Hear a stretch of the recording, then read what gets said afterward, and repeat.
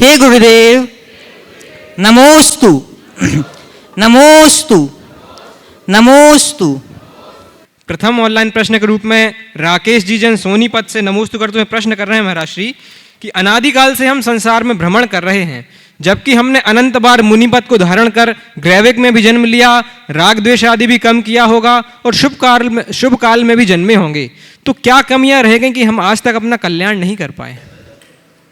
देखिए, हमने एक कहानी सुनी बचपन में कि 4 लोगों ने रात भर छक्कर भांग पी और सोचा चलो नौका विहार करे, तो गंगा के इस पार से बैठे रात भर चप्पू चलाए, सोचे सवेरे पार हो जाएंगे।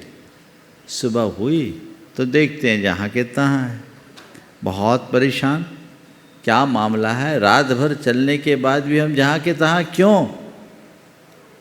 काफ़ी छानबीन करने के बाद मालूम पड़ा कि उनने चप्पू तो चलाई पर लंगर नहीं खोली। नाव अगर लंगर से बंधी रहेगी तो चप्पू कितनी भी चलाओ, नाव एक डग भी आगे नहीं बढ़ेगी। इसी प्रकार जब तक यह जीव मोह और मिथ्यात्व की लंगर नहीं खोलता, जीवन की नैया पार नहीं। तो हम जो संसार में भटकते हैं वे अपने मोह मिथ्यात्व के कारण भटके। ये हमारा सबसे प्रबल शत्रु है। अंतरंग का मिथ्यात्व जब तक नष्ट नहीं होगा, जीवन का उत्थान नहीं हो सकता। इसलिए हम जितनी भी धार्मिक क्रियाएं करें उसके मूल को समझें। मेरी दृष्टि सही बनी है कि नहीं, अंदर का मिथ्यात्व गला है कि नहीं। अच्छे अच्छे साधक भी इसमें पिछड़ जाते हैं। वो संस्कार ऐसा होता है जो हमको वहीं के वहीं रोक कर रखता है। वो रोक न पाए, हम अपने जीवन की गति को ठीक बना सके, ऐसा पुरुषार्थ हमारा होना चाहिए। तो मिथ्यात्व का भंजन हमारा बड़ा उत्कृष्ट पुरुषार्थ है और हमें उस पुरुषार्थ के लिए सतत उत्साहित रहना चाहिए। रेखा जी जैन जयपुर से नमोस्तु करते हुए प्रश्न कर रही हैं महाराज श्री कि कुछ मंदिरों में व्यवस्था होती है कि हम छत्र चढ़ाते हैं और फिर कुछ राशि देकर फिर से उन्हीं छत्रों को वापस चढ़ाने के लिए दे दिया जाता है, तो क्या इसमें निर्माल्य का दोष लगेगा? आपने छत्र चढ़ाया है और कितने रुपए देते हैं? 100 रुपये, 200 रुपये, 300 रुपये, 400 रुपये, 500 रुपये। आजकल चांदी क्या भाव है? हाँ, तो जो तुम लोग छत्र चढ़ाते हो 400-500 में बाजार में मिलेगी क्या? तो काम ही तुमने नकली किया। तो छत्र नहीं चढ़ाया, छत्र चढ़ाने के बहाने 500 रुपये का दान किया है। तो जैसा दान वैसा काम। तुम्हें पूरा छत्र चढ़ाना है तो बढ़िया 3 छत्रों का सेट लेकर आओ। और कैसा लाना? छोटा मत लाना। भगवान के ऊपर जब कभी भी छत्र चढ़ाओ तो ये नाक से बाहर और पीछे गर्दन तक ऐसी, ये इतना एरिया कवर होना चाहिए छत्र में, समझ गए? और नासिकोतारी होना चाहिए, सबसे बड़ा फिर छोटा फिर छोटा। ये छत्र का विधान है, वैसा चढ़ाइए। इसी से संबंधित महाराज श्री एक और प्रश्न है कि कुछ लोग चौके आदि में चांदी के जैसे चावल, चिटक, लौंग आदि चढ़ाते हैं, फिर उनको वापस रख के अगले दिन फिर से उन्हीं से पूजा कर लेते हैं, तो क्या इसमें दोष लगे? ये तो गलत है। एक बार चढ़ी हुई द्रव्य को तुम लोग छूते हो तो हाथ धोते हो, और चांदी को छूते हो तो घर ले आके दोबारा लाओगे। हमें समझ में नहीं आता। आप लोग अपने हाथ में रखे भी रखते हो और चढ़े हुए द्रव्य में हाथ लग गया भूल से तो हाथ धोते हो कि नहीं? तो वो फिर तो अपने गले उतरने वाली बात नहीं। चलिए, जयेंद्र जी जन सांगली से नमोस्तु करते हुए प्रश्न कर रहे हैं महाराज श्री कि मैं अपने को धर्म के प्रति बहुत श्रद्धालु और खुद को पुण्यवान जीव मानता हूँ, लेकिन कुछ घरेलू प्रॉब्लम्स की वजह से शराब का व्यसन लग गया है जो मुझे पूरी तरह बंद करना है, लेकिन कर नहीं पा रहा हूँ, तो कृपया मार्गदर्शन करें। देखिए, अगर शराब के व्यसन को सच्चे अर्थों में बंद करना चाहते हो तो सबसे पहले अपने मन में दृढ़ संकल्प जगाओ। अंदर से ठान लो कि मुझे शराब पीनी ही नहीं, और शराब से बचना है तो कुछ दिनों ऐसे जगह पे रहो जहाँ शराब मिले ही नहीं। गुरुओं के पास रहो या कोई ऐसे स्थान पर। आपके मन का संकल्प ही आपको बचा सकेगा और कोई दूसरा उपाय नहीं। जयश्री जी पाटनी एलोरा से नमोस्तु करते हुए प्रश्न कर रही हैं महाराज श्री कि जब हम किसी क्षेत्र में कार्य करते हैं और अधिकारी के दिमाग में अपना पराया का चश्मा हो तो सरल कार्य करने में भी बहुत समस्या का सामना करना पड़ता है। अधिकारी की मर्जी संभालना और अपने कार्य को करने में इसमें कैसे बैलेंस बनाएं? अधिकारी की मर्जी संभालना और अपने कार्यों का दायित्वों का वहन कैसे निभाएं? तो देखिए, कोई भी संस्था में यदि कोई अधिकारी है तो सबसे पहले अधिकारियों को चाहिए वो संस्था की नीतियों के अनुरूप कार्य करे और उसे पूरा करे। अधिकारी काम नहीं करता, समितियां नीतियां निर्धारित करती है और बने बनाए नीतियों के अनुरूप कार्यों का क्रियान्वयन करने का काम अधिकारी का होता है। और अधिकारी को अपने आप को अधिकारी नहीं मानना चाहिए, उसे सेवक मानना चाहिए कि ये मेरा सौभाग्य है कि किसी धर्मायतन की सेवा करने का सुअवसर मुझे प्राप्त हो रहा है। तो पहली बात, अधिकारी को अधिकारी की तरह मानने की जगह अपने आप को सेवक की तरह मानना चाहिए। और जो दूसरे उनके सहयोगी हैं उनके साथ सामंजस्य बनाकर चलना चाहिए ताकि टीम भाव प्रकट हो सके। अगर खुद की बातें थोपने लगेंगे तो हो सकता है सामने वाले का अहंकार प्रभावित हो, उसको चोट पहुँचे, तो बहुत दिक्कत होती है। तालमेल बनाना चाहिए। और दूसरे लोगों को चाहिए कि जिनके जिम्मे विशेष दायित्व है, जो अधिकारी हैं, उनके निर्देशों का पालन करते हुए कार्य करे, उसका उल्लंघन ना करे। प्रकाश जी जैन इंदौर से नमोस्तु करते हुए प्रश्न कर रहे हैं महाराज श्री कि यदि कोई श्रावक घर से स्नान करके मोटरसाइकिल पर धोती दुपट्टा पहनकर मंदिर जाता है और फिर भगवान का अभिषेक आदि करता है तो उसको तो दोष है, लेकिन वो बाकी लोगों को भी छूता है तो क्या उनको भी दोष लगेगा? आजकल ये परंपरा चल पड़ी घर से नहा करके मंदिर जी में जाना और वहाँ अभिषेक करना। हमने तो बचपन से यही देखा कि लोग मंदिर जी में ही स्नान करते थे, मंदिर में ऐसी व्यवस्था बनती थी। हमारे मंदिर के शास्त्रों में भी ऐसा उल्लेख है। और लोग मंदिर में स्नान करके भगवान का अभिषेक पूजन करते थे। छूने नहीं दिया जाता था भगवान को, गर्भगृह में जाने नहीं दिया जाता। हमने 2 स्थानों में देखा, बेलगछिया और फिरोजाबाद। फिरोजाबाद की जो छिदामी लाल जी की नशिया है और बेलगछिया का मंदिर, वहाँ 8 फीट बाई 8 फीट के छोटे छोटे कमरे और पीछे नहाने धोने की पूरी व्यवस्था है। पुजारियों के लिए बहुत सारे बनाए, जहाँ वो पीछे स्नान करे, अपने वस्त्र अपने हाथ से धोकर वहीं सुखाए, ये व्यवस्था थी। तो ये व्यवस्थाएं मंदिरों में होनी चाहिए। अगर मंदिरों में ऐसी व्यवस्थाएं सुलभ हो जाएगी तो ये समस्या ही नहीं रहेगी। शहरों में दूर दूर से लोग आते हैं और वाहनों से चलकर आएंगे, कहाँ उनकी इरियापत शुद्धि होगी। और पैदल भी आते हैं तो सड़कें इतनी शुद्ध कहाँ हैं। तो लोगों को अपने विवेक का परिचय देना चाहिए। गांव हो या शहर, सर्वत्र इतनी अधिक गंदगी है कि मुझे तो नहीं लगता कि लोग घर से नहा धोकर आए और भगवान का स्पर्श करें। कदाचित नहाना धोना मंदिर में संभव ना हो तो कम से कम वस्त्र तो मंदिर में पहने, अपने शरीर को अंगोच कर इतना भी कर ले तो एक रास्ता बन सकता है। अब प्रश्नों के लिए चलते हैं मंच पर विराजमान मुनि संघ के चरणों में। और सर्वप्रथम निवेदन क्षुल्लक श्री 105 आदर्श सागर जी महाराज के चरणों में कि अपना प्रश्न प्रेषित कर हमें लाभान्वित करें। नमोस्तु भगवान। कहीं ऐसा पढ़ा है, 3 दिन सुबह सागर, बुद्धि जितनी दौड़ेगी वह अध्यात्म में उतना फेल होगा। तो महाराज जी, इस वाक्य का क्या अर्थ है और हम अपने जीवन में आध्यात्मिकता को कैसे बढ़ा सकते हैं? बुद्धि जितनी दौड़ेगी वो अध्यात्म में उतना फेल होगा, ये जिनका भी वाक्य है एक अर्थ में बिल्कुल सही है। देखिए, बुद्धि का काम क्या है? बुद्धि हर बात का पोस्टमार्टम करती है, चीर फाड़ करती है, उसमें वितर्क होता है और ये वितर्क कई बार हमें उलझा देता है। बुद्धि हमेशा हर काम में फायदा और नुकसान देखती है, जबकि धर्म के कार्य को फायदा और नुकसान देखकर नहीं करना चाहिए।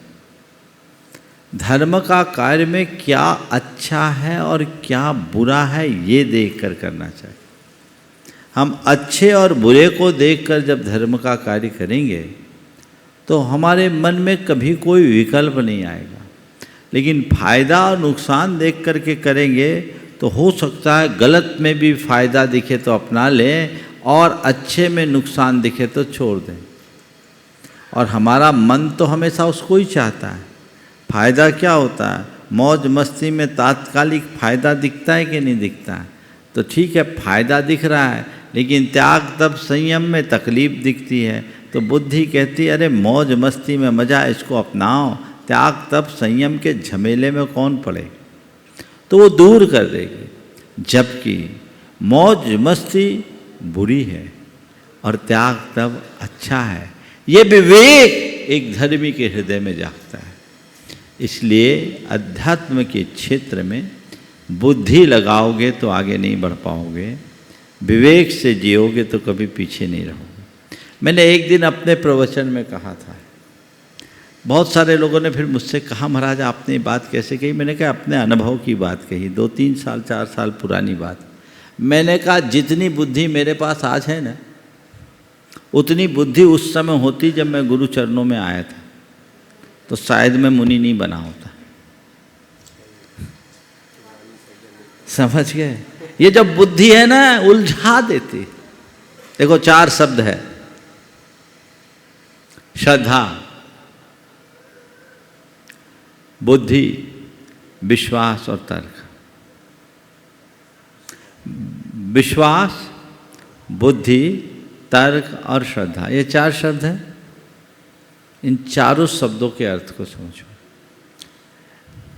विश्वास कहता है मैं रात अंधेरे में बेधड़क चला करता हूं। विश्वास कहता है मैं रात अंधेरे में बेधड़क चला करता हूं। बुद्धि कहती है मैं तो दिन के उजाले में भी भटक जाती हूं।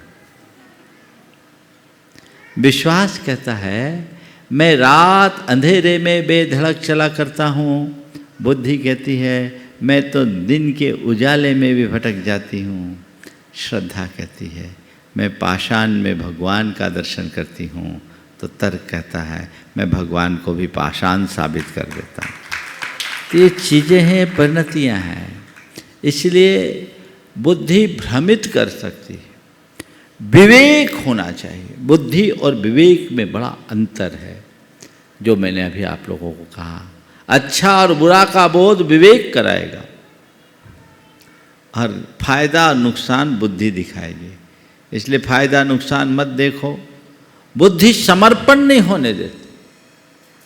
बुद्धि व्यक्ति को अहंकार से भर देती है, लेकिन विवेक उसे प्रज्ञावान बनाता है, जिसके बल पर व्यक्ति न केवल अपना रास्ता देखता है, अपितु रास्ता को पार करने की सामर्थ्य भी विकसित कर लेता है। इसलिए बुद्धि से श्रेष्ठ विवेक है। इस बात को हम हमेशा ध्यान रखें। हमारी संस्कृति में 2 शब्द हैं, एक है मूर्ख और विद्वान, दूसरा शब्द है मूढ़ और ज्ञानी।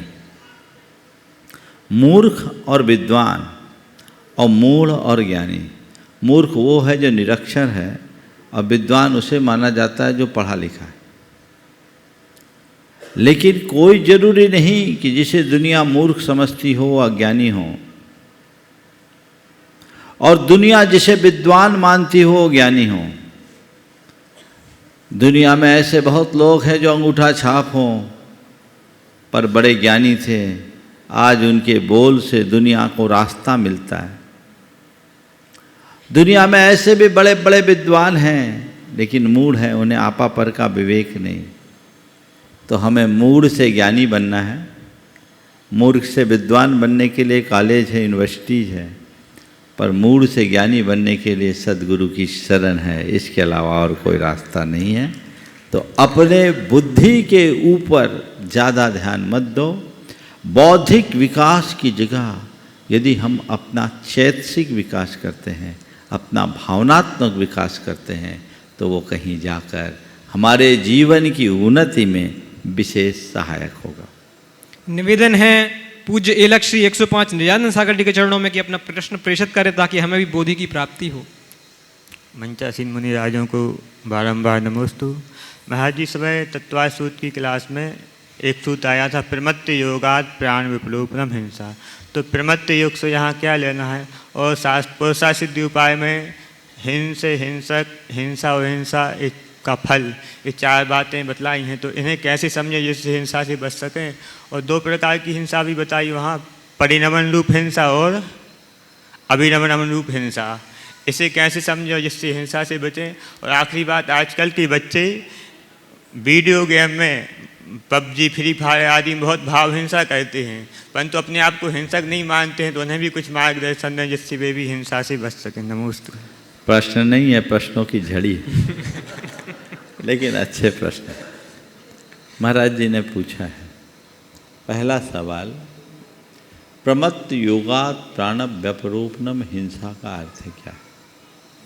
देखिए, जैन धर्म में हिंसा का जितना सूक्ष्म रीति से विवेचन और पालन है उतना अन्यत्र कहीं नहीं। हिंसा और अहिंसा का संबंध केवल जीवों के बधाबध तक सीमित नहीं है, यानी जीवों के मरने न मरने तक ही हिंसा अहिंसा का संबंध नहीं। इनका संबंध हमारे भावों से है। हम कोई भी कार्य अथवा क्रिया किस भाव से करते हैं उस पर निर्भर करता है। प्रमत्त योग का मतलब है असावधानीवश, जानबूझकर, बुद्धिपूर्वक, लापरवाही से, इरादतन यदि हम कोई कार्य करते हैं, किसी के प्राणों का विघात होता है तो वह हिंसा कहलाती है। आप सड़क पर चल रहे हैं और देख कर चल रहे हैं, कदाचित कोई जीव आपके पदाघात से मर भी जाए तो आप हिंसा के भागीदार नहीं हैं, क्योंकि आप सावधानी और सजगता से चल रहे हैं। दूसरी ओर आप लापरवाही से चल रहे हैं और कोई जीव न भी मरे तो भी आप हिंसा के भागीदार हो, क्योंकि आपके अंदर असावधानी है। तो हमें हमेशा अपनी प्रवृत्ति में सावधानी रखनी चाहिए। जो हिंसा है वो द्रव्य हिंसा है, और उसके साथ हमारी जो असावधानी या हमारी प्रवृत्तियां हैं वह भाव हिंसा है। तो हम भाव हिंसा से बचेंगे तो द्रव्य हिंसा अपने आप बच जाएगी। आपने हिंसक 4 बातें बोली थी। हिंसक, हिंसा और हिंसा का फल। हिंसक, हिंसा और हिंसा का फल, 4 बातें। हिंस जिसे मारा जाए, हिंसक जो मारने वाला, हिंसा यानी मारने की क्रिया या भाव, और हिंसा का फल यानी दुर्गति। तो हम अगर किसी की भी हिंसा करते हैं तो उसका फल दुर्गति रूप होगा। आपने कहा परिणमन रूप हिंसा और अभिरमण रूप हिंसा। अभिरमण रूप हिंसा। हम एक हिंसा किसी को कर रहे हैं, अर्थात हमारे द्वारा किसी की हिंसा हो रही है, यद्यपि हम सावधानी से चल रहे हैं तो वो परिणमन रूप हिंसा है। लेकिन एक हिंसा वो है जहाँ हमारी हिंसा का त्याग नहीं, अविरमणम, और हम लापरवाही के साथ चल रहे हैं तो वो हिंसा अविरमण रूप हिंसा है। हमें इन्हें देख के चलना चाहिए। ये जितने भी आजकल आप लोगों के द्वारा, चाहे वो वीडियो गेम्स हो, चाहे मोबाइल के ऐप्स के गेम्स हो, या आपके द्वारा कोई शो देखा जा रहा हो, ये सब भाव हिंसा है। इसके बड़े भयानक परिणाम होते हैं। आपने किसी को मारने का भाव कर दिया यानी आपसे हिंसा हो गई, और बड़ी भयानक होती है। इसलिए ऐसी प्रवृत्तियों से बचना चाहिए। पबजी पर तो शायद प्रतिबंध लग गया ना? चालू हो गया कंफर्म? बहुत ही भयानक है, इसके बड़े भयानक दुष्परिणाम आए हैं। ऐसे सभी गेम से बचना चाहिए। ये क्रूरता का प्रतीक है, इनका परित्याग सबको करना ही चाहिए। पुनः प्रश्न हेतु निवेदन है परम पूज्य मुनि श्री शीतल सागर जी के चरणों में। नमस्ते महाराज। ओम नमः सिद्धेभ्यः। अभी बिहार में कुछ स्थान ऐसा देखने में आया वहाँ भगवान शीतलनाथ के 4 कल्याणक के बारे में कोई दूसरा स्थान का नाम देखा ईटखोरी या कुछ इस तरह का नाम था। तो थोड़ा सा अचंभा हुआ, क्योंकि बचपन से एक ही स्थान का नाम सुना हमने, भोपाल के नज़दीक विदिशा है, वहाँ शीतलनाथ भगवान के 4 कल्याणक हुए। और आचार्य श्री ने जब दीक्षा दी उस समय जो नाम रखा उसके पीछे भी लॉजिक यही था कि इनके भी गर्भ जन और तब यहाँ हुए, इसलिए इनका नाम भी यही होना चाहिए। और 4 दीक्षा देने का तर्क भी यही था कि 4 कल्याणक हुए, इसलिए 4 दीक्षा एक साथ दी हमने। तो कौन सा स्थान सही माने, उसका समाधान। अच्छा सवाल आपने किया। देखिए, भगवान शीतलनाथ भक्त के जन्म के संदर्भ में बहुत सारे भ्रम। जब मैं पहली बार गुरुदेव के आशीर्वाद से विदिशा गया तो गुरुदेव ने 1992 में हमें ये आशीर्वाद दिया था कि वहाँ जा रहे हो, शीतलनाथ भगवान के 4 कल्याणक की भूमि है, अगर समाज उत्साहित हो तो वहाँ कुछ करवा देना। मैं वहाँ गया। चूंकि बचपन से मेरे मन में कोलवा पहाड़ का प्रभाव था। यहीं बाजू में कोलवा पहाड़ है, जिसे बचपन से हमने शीतलनाथ भगवान की जन्मभूमि के रूप में माना है, संस्कार थे। तो मैंने कहा, गुरुदेव ने कहा है तो इसकी जांच पड़ताल होनी चाहिए। मैंने खुद इस पर शोध किया। आप उस समय विदिशा में थे, आपको ध्यान होगा। और मैंने पाया कि भद्दलपुर वर्तमान की विदिशा ही है, जिसे शीतलनाथ भगवान की जन्मस्थली के रूप में मानना चाहिए। ऐसा इसलिए नहीं कि हमारे गुरुदेव ने हमसे कहा, ऐसा इसलिए कि उसका हमें प्रमाण प्राप्त हुआ। भद्दलपुर के संदर्भ में मैंने कई पुस्तकें पढ़ी जो विदिशा और उधर के आसपास के इतिहास से संबंधित थे। मालवा थ्रू द एजेस, दशान दर्शन जैसे कई और पुस्तकें मैंने उस समय पढ़े। हमारे लिए उस पूरे प्रकरण में 2 शिलालेख, एक प्रतिमा में लेख देखने को मिला। 2 शिलालेख मिले जो विदिशा के भद्दलपुर होने का प्रमाण देते, एक चांद खेड़ी में और दूसरा विदिशा शहर के एक कुएं में। पहला शिलालेख 10वीं शताब्दी का और दूसरा शिलालेख 14वीं शताब्दी, जहां शीतलनाथ भगवान की जन्मभूमि होने का प्रमाण था। इसी प्रकार विदिशा एक बड़ी पीठ थी जहां महाकीर्ति महाराज का आवागमन होता था। उनकी एक मूर्ति भी वंदना मुद्रा में अंकित है। उस तरह की इकलौती मूर्ति है पूरे देश में। विदिशा का जो पुराना मंदिर है अंदर किले का, 400 वर्ष प्राचीन मंदिर, बल्कि उससे भी ज़्यादा हो गया। और उस मंदिर का नाम शीतलनाथ दिगंबर जैन मंदिर।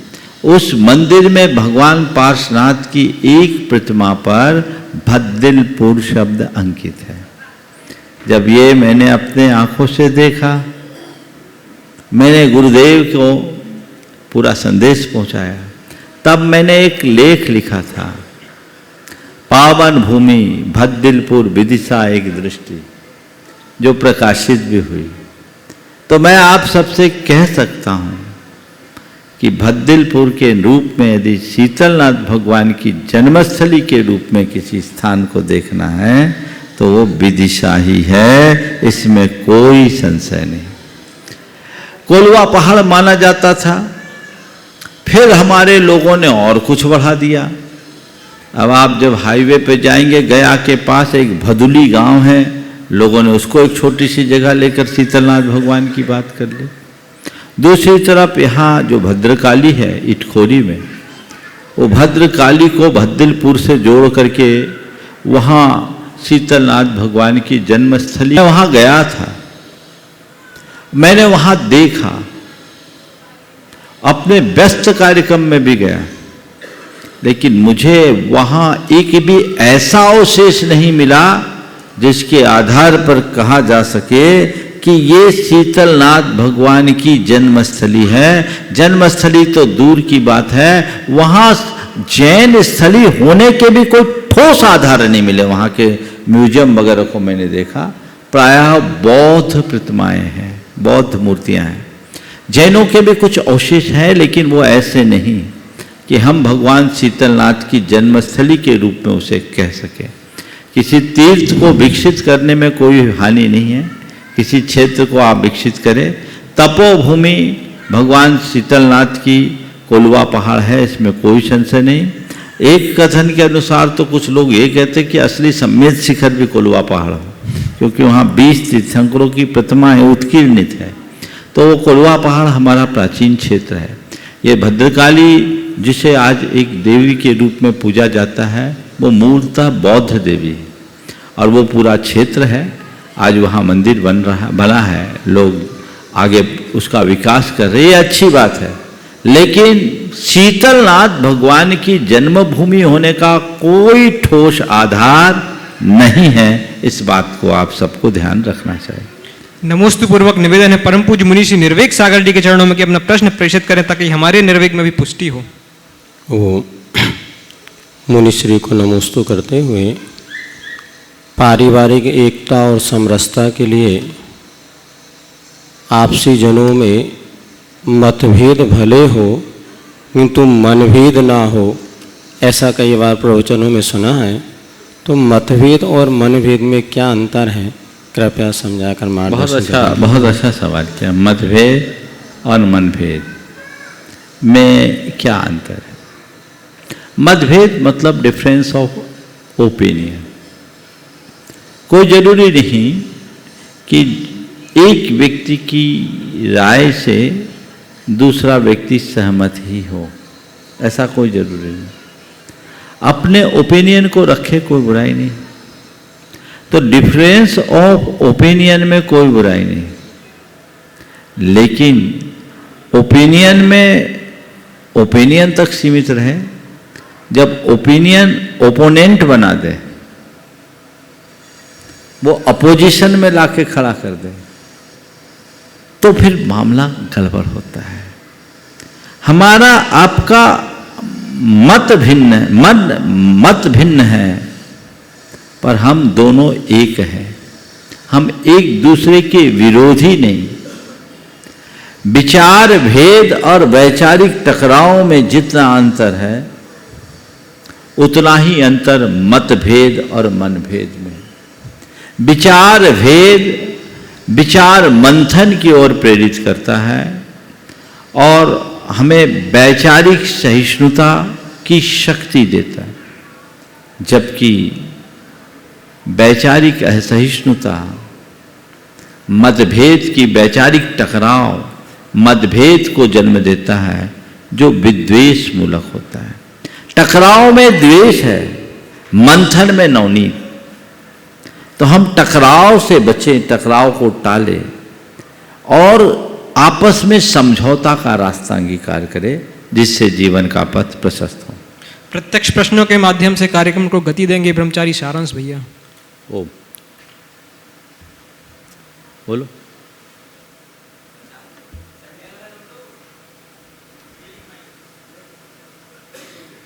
ओम। Hello hello. बहुत बहुत आभार महाराज श्री। आप वो भागीरथ हैं जो हम सबके लिए समाधान की गंगा खींच के लाए हैं। आपके चरणों में बहुत बहुत इच्छा भी। आज के प्रथम प्रश्न के लिए मैं आमंत्रित करूंगा श्रीमान योगेंद्र जी जैन दिल्ली से, ट्रस्टी गुणायतन, और आपके बाद तैयार रहेंगे शिरोमणि संरक्षक श्रीमती आशा जी पहाड़िया हैदराबाद से। नमस्ते महाराज जी। महाराज जी, आप जैसे बताते हैं कि आप पढ़ते वक्त स्कैन करते हैं और आप सुनते हुए फीड करते हैं, मैंने वो अपने लाइफ में कोशिश करी लाने की, परंतु मेरे को एक दिक्कत आती है कि मेरा प्रेजेंस ऑफ माइंड थोड़ा कम है। कि मतलब मैं पढ़ रहा हूँ तो मैं फेड आउट कर रहा हूँ, डिसोसिएट कर रहा हूँ, थोड़ा कहीं और की बातें आ रही है मन में, तो मतलब महाराज जी जैसे मैं अपने प्रेजेंस ऑफ माइंड को कैसे बढ़ाऊं, जैसे मैं स्टूडेंट हूँ इसलिए। देखो, बहुत अच्छा सवाल किया है, और तुम्हारे माध्यम से मैं बहुत सारे स्टूडेंट्स की प्रॉब्लम है, स्टूडेंट्स क्या लोगों की भी प्रॉब्लम है, एक रास्ता बताता हूँ। कोई भी बात हम पढ़ते हैं, सुनते हैं, देखते हैं, तो केवल पढ़े नहीं, केवल सुने नहीं, केवल देखे नहीं, पढ़ करके कुछ फल के लिए उस पर अपना फोकस करें। जैसे अभी मैं बोल रहा हूं, तुम उसे ध्यान लगाकर सुन रहे हो, तो ये सब चीजों का एक चित्र तुम्हारे माइंड में सेट हो रहा है, जो तुम्हारी मेमोरी का बेस बनेगा। और इसके बाद तुम बाद में जब जाओगे, थोड़ा सा भी सोचोगे, तो सब बातें उभरेगी कि मैंने आज महाराज श्री से क्या पूछा और महाराज ने क्या बोला। और मैं बोल रहा हूं, तुम सुन भी रहे हो, पर साथ में कुछ दूसरा सोच रहे हो, तो मेरी बातें आएगी इधर, बाईपास हो जाएगी, माइंड में स्थिर नहीं रह पाएगी। ये सुनने के लिए नहीं, पढ़ते समय भी और देखते समय भी। तो जो कुछ हम पढ़ें, जो कुछ हम देखें, जो कुछ हम सुने, उस पर अपना फोकस रखें।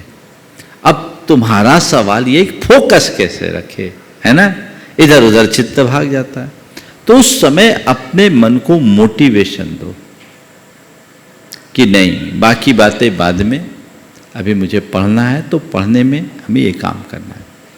एक अनुभव की बात है कि जिस कार्य में हमारा इंटरेस्ट होता है, उसमें फोकस अपने आप आता है। तो जब आप पढ़ाई करो किसी भी सब्जेक्ट की, तो उसके प्रति अपना इंटरेस्ट क्रिएट करो। इंटरेस्ट कर ऐसा हो कि जब हमारे मन में इंटरेस्ट हो, तो हमने एक पेज पढ़ा ना, तो पढ़ने के बाद ये देखिए कि इस पेज में कहा क्या जा रहा है, उस पर कुछ सेकेंड्स के लिए विचार करो और एकदम सब बातें अपने माइंड में फीड कर लो। फिर दूसरे, फिर तीसरे, फिर चौथे पेज में जाओ। पूरा प्रकरण होने के बाद एक बार उसको फिर से रिवाइज कर लो और एक शीर्षक अपने डायरी में नोटपैड में नोट कर लो और समझ लो यहाँ ये बात की जा रही, कभी नहीं भूलोगे। समझ गए? ये एक रास्ता है। नमोस्तु महाराज जी। मेरा प्रश्न है कि हम शिखर जी वंदना का क्या महत्व है और हमें क्या भाव रखने चाहिए वंदना करते वक्त? देखिए, शिखर जी हमारा पावन तीर्थ है, इसे शाश्वत भूमि कहा जाता है। अनंत आत्माओं को यहाँ से निर्वाण हुआ। 24 में से 20 तीर्थंकरों की निर्वाण स्थली होने के कारण इसका अतिरिक्त महत्व है, इसमें कोई संशय नहीं। इसलिए हम लोग सम्मेत शिखर जी आते हैं। हम लोगों को ये कहा गया, एक बार बंदे जो कोई ताहे नरक पशुगति नहीं हो।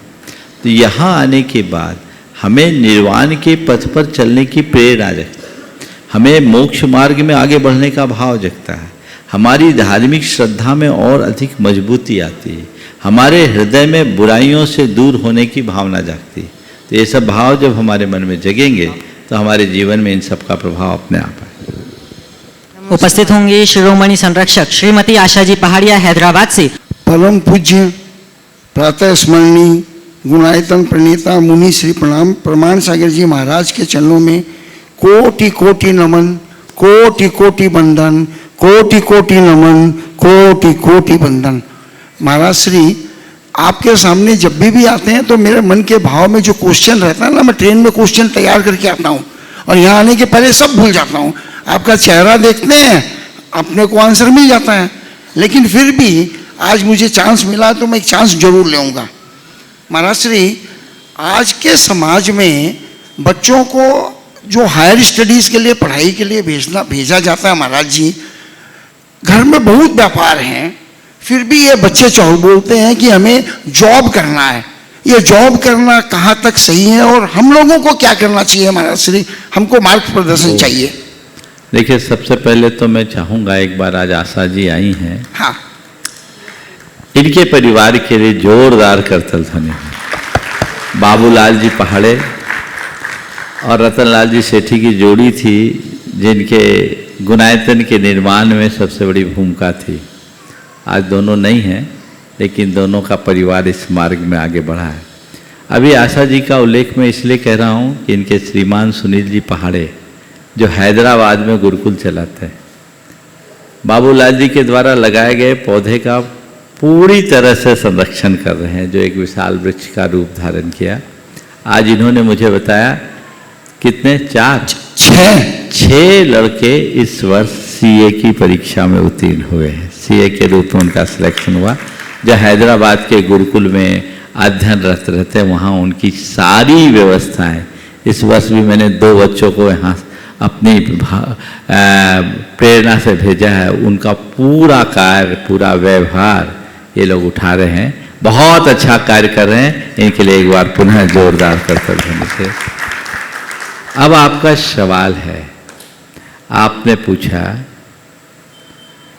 कि हम बच्चों को जॉब करने के लिए भेजे या नहीं भेजे, हायर एजुकेशन में भेजे या नहीं भेजे। एजुकेशन होना चाहिए, हायर एजुकेशन भी बुरा नहीं, पर बच्चों से आप लोग पहले ही पूछिए और खुद सोचिए कि बेटा तू आईआईटी करना चाहता है तो क्यों करना चाहता है, तू कोई भी पढ़ाई करना चाहता है तो क्यों करना चाहता है।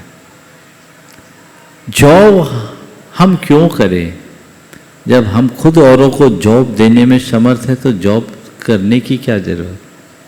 जॉब की बात उन्हें ही सोचनी चाहिए जिनके पास खुद के कोई साधन ना हो, जिनका अच्छा व्यापारिक बैकग्राउंड हो। उन्हें जॉब करने की कोई ज़रूरत नहीं, पढ़ा लिखा कर योग्य बनाए और उनकी मानसिकता को इस तरह से तैयार करे कि बेटा पढ़ लिख कर के तुझे गद्दी संभालनी है, जॉब देनी है, करनी नहीं। ओ हाँ गुरुदेव, एक क्वेश्चन मेरा है कि जब भगवान को केवल ज्ञान होता है तो वो 500 धनुष ऊपर चले जाते हैं और वहाँ समोसरन बनता है, लेकिन जब उनका विहार होता है तो वो आसमान में जाते हैं और लोग नीचे जाते हैं क्या? ओ पहले तो सुधारिए, 500 धनुष नहीं, 5000 धनुष। 5000 धनुष। और बिहार जो होता ऊपर नहीं होता, धरती पर होता है। तो समझ गए? थोड़े दिन रुकिए ना, गुनायतन में आप अपनी आंखों से देख लीजिएगा कैसा होता है। चलिए, बहुत इंतजार है उस दिन का। बिल्कुल बिल्कुल। तो आमंत्रित हैं ब्रह्मचारिणी सविता दीदी जी पिपराई से। और मुनि त्रय के चरणों में कोटि सा नमन, ऐलक जी छुल्लक जी के चरणों में कोटि सा इच्छा में। मुनि श्री, प्रश्न है, क्योंकि मैं तो प्रायः ध्यान करती रहती हूँ और ध्यान के माध्यम से हम जो ब्रह्मांड की सकारात्मक ऊर्जा को आत्मसात करते हैं, उस आत्मसात करने का कैसा क्या फायदा है, और वो ऊर्जा जब जड़ होती है तो वो हमारे अंदर में कैसी परिणति लाती होगी? क्योंकि कल आपने थोड़ा सा जड़ और चेतन का बताया था। बिल्कुल ठीक है। उसी से संबंधित ऊर्जा, जो सकारात्मक ऊर्जा को जो हम अपने भीतर ग्रहण करते हैं, ये हम अपने शारीरिक स्वास्थ्य के लिए करते हैं। ऊर्जा के ग्रहण से, हाँ, वो एक प्रकार की हीलिंग है। अब जब उससे हमारे शरीर की हीलिंग होती है तो शरीर के रसायनों में परिवर्तन आता है। शरीर के रसायनों के परिवर्तन से कर्मों के रसायनों में भी परिवर्तन होता है। कर्मों के रसायनों के परिवर्तन से हमारी भाव दशा बदलती है। भावधारा बदलने से उस समय हमारी अंतःस्रावी ग्रंथियों में भी परिवर्तन होता है। तो ये हमारी इम्यून सिस्टम को बूस्ट अप करती है। तो ऊर्जा का प्रवाह अगर देखा जाए तो वो एक प्रकार के हीलिंग के लिए उपयोगी है। वो आप ऊर्जा प्रवाह से अपना भेद विज्ञान पुष्ट नहीं कर सकते, लेकिन परिणामों में तो निर्मलता आती ना उससे। वो सकारात्मकता हमारी सोच की बढ़ती उससे आती है। केवल ऊर्जा को ग्रहण हम कर रहे हैं तो वो हमारे भीतर कोई आध्यात्मिक क्रांति प्रकट नहीं करेगी। सोच में परिवर्तन आ सकता है, वो भी तब जब हमारा स्वास्थ्य परिवर्तित हो, हमारा शारीरिक स्वास्थ्य सुधरे, उससे हमारा भावनात्मक स्वास्थ्य बदले, तो ये परिवर्तन हो सकता है। तो इसको एक प्रकार की चिकित्सा के रूप में देखना चाहिए। जैसे अपन कोई ओम मंत्र है, ओम मंत्र को स्थापित करके हमने मान लो आज्ञा चक्र पर ओम रखा और उससे हमने एनर्जी ली, तो वो हमारे लिए आध्यात्मिक ऊर्जा नहीं दे रही। देखिए, मंत्र की ऊर्जा क्या है, हाँ। और मंत्र से हमारे अंदर क्या प्रभाव पड़ता है, इसे अच्छे से समझिए। जब हम कोई मंत्र जाप करते हैं तो उससे उत्पन्न होने वाली जो ध्वनि की तरंगे हैं, उससे ऊर्जा का विस्फोट होता है। ये एक प्रकार की भौतिक ऊर्जा है, आध्यात्मिक ऊर्जा नहीं। इस बात को हमें अच्छे से समझना चाहिए। उस ऊर्जा के विस्फोट के कारण हमारे शरीर के रसायन बदलते हैं। शरीर के रसायनों के बदलने से कर्मों के रसायनों में परिवर्तन होता है। कर्मों के रसायनों के परिवर्तन से हमारी भाव दशा में परिवर्तन होता है। भाव दशा में परिवर्तन से हमारी विशुद्धि प्रभावित होती है। तो कारण बनता चला बहुत लंबा कारण। कारण भाव दशा मूल है, भाव दशा। भाव दशा हम ये एक प्रकार की ध्वनि है। उस ध्वनि से जैसे हम अल्ट्रासोनिक ड्रिल होता है तो उससे बड़े बड़े सघन वस्तुओं को भी छेद दिया जाता है, सर्जरी हो जाती है अल्ट्रासोनिक से। तो इसी तरह जब हम मंत्रोच्चार करते तो ध्वनि की तरंगें उत्पन्न होती। उन तरंगों का प्रभाव है, वो तरंग मंत्रोच्चार, मंत्र जाप, मंत्र ध्यान हमारे कर्मों को काटने में निमित्त है। लेकिन पुनः दोहराऊंगा, उसका मूल कारण हमारे अंदर का आध्यात्मिक विकास है, जो हमारी चेतना की विशुद्धि से घटता है। हमारी दृष्टि चेतना की विशुद्धि पर केंद्रित होनी चाहिए। बहिर ऊर्जा की तरफ ध्यान देने की जगह आंतरिक चेतना को जगाने का लक्ष्य होना चाहिए। तभी हम अपनी आध्यात्मिक साधना को साकार कर पाएंगे। बहुत अच्छी बात। नमोस्तु ब्रह्मचारिणी सीमा दीदी अशोकनगर से अपना प्रश्न प्रस्तुत करेंगे। और नमोस्तु महाराज जी, एलक जी महाराज जी, सभी क्षुल्लक महाराज जी की इच्छा में। महाराज जी, ये जिज्ञासा भोपाल से दीदी की है। जैसे मान लो किसी ने बच्चा गोद लिया महाराज जी, मतलब लिखा पढ़ी करके सब, तो उसका गोत्र चेंज होगा क्या? और दूसरी बात, वो बच्चा बड़ा हो जाएगा, शादी होने के बाद सूतक पातक लगेगा, तो उस परिवार को भी लगेगा क्या सूतक पातक जिससे गोद लिया था? नमोस्तु महाराज। देखिए, गोद होते ही गोत्र बदल जाता है। किसी का गोद हुआ तो पूरी लीगली वो उसके माँ बाप सब वो हो जाते हैं, समझ गए, जो भारतीय कानून की व्यवस्था में। तो उसके सारे जो राइट्स हैं वो बदल जाएंगे। हमारे शास्त्रों के अनुसार भी गोद लेने के बाद व्यक्ति का गोत्र बदल गया। अब उनसे उसका कोई नाता नहीं जो उनके रक्त संबंध से थे। तो उस परिवार में इस परिवार से कोई नाता नहीं और इस परिवार का उस परिवार से कोई नाता नहीं। अब उसका जो कुछ भी है समझ लो वो इस परिवार का हिस्सा हो गया, समझ गए? ऐसा करना। हाँ बोलो। नमोस्तु महाराज जी, नमोस्तु महाराज। श्रीमान विकास जी, आशिका जी, आदित्य जी जैन मिर्जापुर से शिरोमणि संरक्षक गुणायतन अपना प्रश्न प्रस्तुत करेंगे और आपके बाद तैयार रहेंगे मृणाल जी जैन दिल्ली से। नमोस्तु महाराज जी, नमोस्तु महाराज जी। महाराज जी, ज़्यादा आरंभ और ज़्यादा परिग्रह करने से नरक का बंध होता है ऐसा, लेकिन मैं महाराज जी व्यापारी हूँ, मुझे कुछ करना पड़ता है। ऐसा क्या करें कि मुझे नरक का बंध न करना हो? ज़्यादा आरंभ और ज़्यादा परिग्रह का मायना क्या है समझो। ज़्यादा आरंभ और ज़्यादा परिग्रह अर्थात क्रूर कर्म करना, प्राणी पीड़ा कारक जितनी भी क्रियाएं हैं उसको आरंभ बोलते हैं। और धन धान आदि पदार्थों का ममत्व मूलक संग्रह परिग्रह कहलाता है। तो हम कितना कर रहे हैं वो हमें देखना। आरंभ हो, परिग्रह हो, लेकिन अधिक ना हो और उनमें आसक्ति ना हो। तो पहला काम, आरंभ करो तो इतना ध्यान करके करो कि इसमें अतिरिक्त जीव हिंसा ना हो। और परिग्रह मत रखो, संग्रह रखो। परिग्रह और संग्रह में मौलिक अंतर है। परिग्रह यानी पैसे को चिपका कर रखना, पैसे से चिपक कर रहना, और संग्रह यानी पैसे को जोड़ कर रखना, जरूरत आने पर उसका सदव्यय करना। अब ये देखो, क्यों हमारे पास जो पैसा है, हमारे पास जो परिग्रह है, वो किस लिए है? मैं जोड़ कर रख रहा हूँ या उस पैसे से हम कुछ सदुपयोग कर रहे हैं, किसी और का कल्याण कर रहे हैं? धन का संग्रह बुरा नहीं है, धन को संग्रहित करके रखना बुरा है। तो जितना भी धन हो उसका सद्वय करोगे तो वो परिग्रह नहीं कहलाएगा। अन्यथा जितने भी राजा महाराजा हैं सबको तो नरक ही जाना पड़े।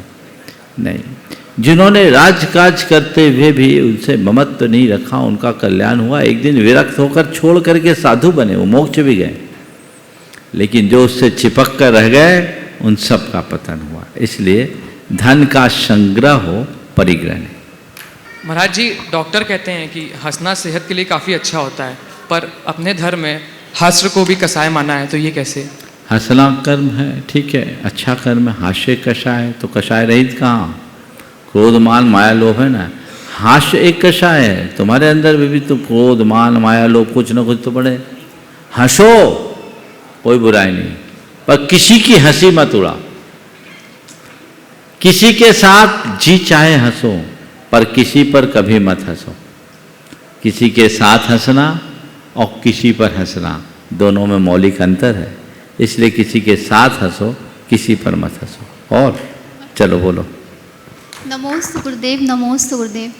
गुरुदेव, आत्मा की पात्रता क्या होती है और ये बढ़ती घटती भी रहती है क्या? आत्मा की पात्रता का मतलब आत्मा की योग्यताएं।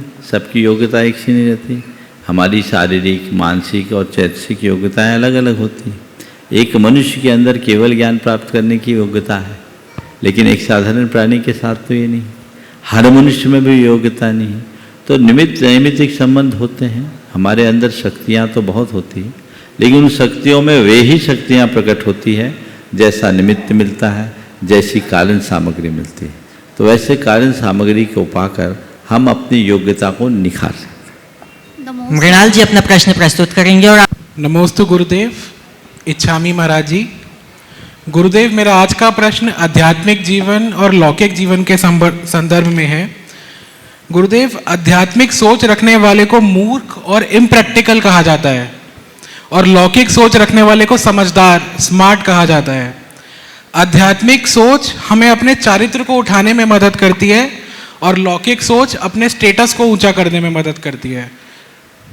तो गुरुदेव, आध्यात्मिक और लौकिक जीवन में सामंजस्य कैसे रखें, या फिर आध्यात्मिक और लौकिक सोच सबके बीच रहो तो लौकिक बनो, और अपने में रहो तो आध्यात्मिक। यही दोनों के सामंजस्य का मंत्र है। समझ गए? चलिए। उपस्थित होंगे श्रीमान नितिन जी, दीपाली जी सेठ इंदौर से। महाराज श्री, मेरा प्रश्न है कि बड़े बड़े तीर्थ क्षेत्रों में दान राशि पर्याप्त मात्रा में आती है, लेकिन छोटे तीर्थ क्षेत्रों में नहीं। तो क्यों ना कि ऐसी व्यवस्था हो जाए कि बड़े क्षेत्र कुछ अपनी राशि में से कुछ व्यवस्था के लिए बिल्कुल बिल्कुल होना चाहिए। अगर छोटे क्षेत्र के लोग बड़े क्षेत्रों से ऐसा संपर्क करें और उनसे एक निवेदन करें तो देना चाहिए, बशर्ते उनके पास सरप्लस हो। नहीं महाराज श्री, ऐसी व्यवस्था ही बनानी चाहिए। बनानी ही चाहिए, बहुत अच्छी बात है। इस विषय में मैंने एक बार बोला है। बोलिए प्राशु। नमोस्तु गुरुदेव, मेरा प्रश्न ये है कि लाइफ में एक चीज़ पे फोकस कैसे करें? हम कैसे समझें कि हमारे लिए क्या चीज़ सही है? देखिए, हमें अपनी प्रायोरिटी तय करना चाहिए, अपने उद्देश्य को सामने रखना चाहिए। मेरा लक्ष्य क्या है उसे सामने हम रखेंगे, तभी हम अपने फोकस को निश्चित कर सकेंगे। तो हमें अपने लक्ष्य को फोकस करना चाहते तो पहले देखें कि हमारा उद्देश्य क्या करना चाहते। जैसे तुम एक विद्यार्थी हो या जॉब करते हो, क्या करते हो? जॉब करता हूँ। जॉब करते हो तो तुम्हारा पहला लक्ष्य तो था कि मुझे जॉब मिले। अब आगे क्या करना है वो अपना लक्ष्य बनाओ, और एक एक लक्ष्य की पूर्ति करने के लिए जब तक वो लक्ष्य पूरा ना हो दूसरी तरफ देखो मत, अर्जुन की तरह रहो। फिर दूसरे और तीसरे लक्ष्य की बात सोचो तो आगे बढ़ सकोगे। समय हो गया, यहीं पर विराम। बोलिए परम पूज्य आचार्य गुरु श्री विद्यासागर।